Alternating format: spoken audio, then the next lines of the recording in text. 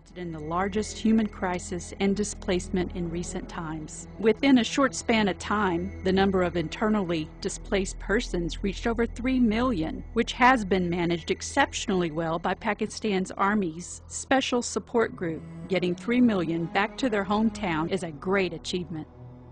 The next phase of elimination was the base of Tehrik-e-Taliban Pakistan in South Waziristan Agency. Every major incident of terrorism was traced back to South Waziristan Agency. Finally, Pakistan Army, on the direction of government, launched Operation Rahi-Najat to wipe out the terrorists on 17 October 2009. Up until now, many terrorists have been killed and arrested. Their main stronghold have been wiped out.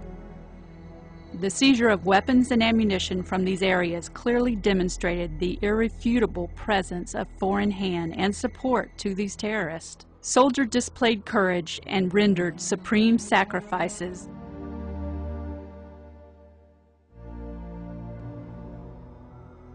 Terrorists in desperation are attacking innocent civilians and targeting bazaars, banks, and universities. The entire nation is backing the Pakistan Army, and peace will prevail. Evil forces will be defeated. This region has become a theater for holding proxy wars at the expense of Pakistan, and yet as a consequence, there is a blame game, accusing Pakistan of harboring terrorists and not doing enough, when in fact Pakistan itself has become the victim. U.S. Secretary of State Mrs. Hillary Clinton said, let's remember here, the people we are fighting today, we funded 20 years ago. And we did it because we were locked in this struggle with the Soviet Union. It was President Reagan in partnership with the Congress, led by Democrats.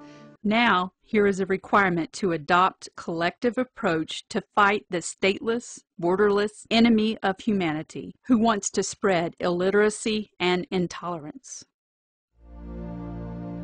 In 1979, the U.S. Congressman Charlie Wilson appealed to the U.S. Senate to donate just $1 million for building of schools in tribal areas. His request was turned down, and sadly, illiteracy prevailed,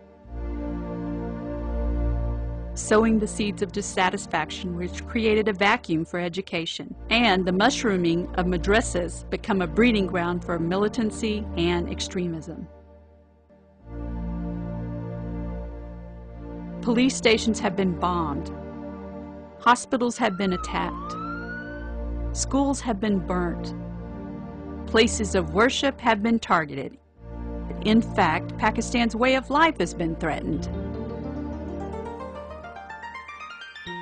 The peace, prosperity, religious freedom, social life, economic development, and all the pleasure and pride of our children has been snatched, leaving behind psychological scars, miseries, tears, and cries of anguish.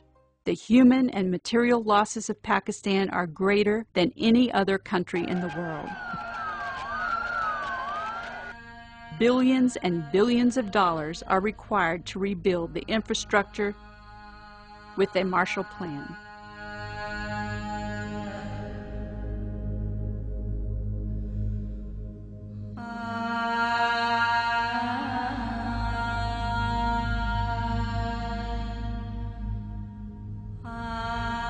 My books have been burned, my pen has been broken, my school has been torched.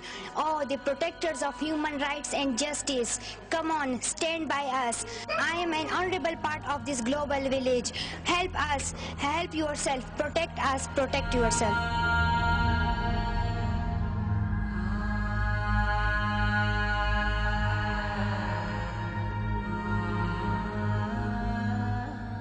And that is the price of peace.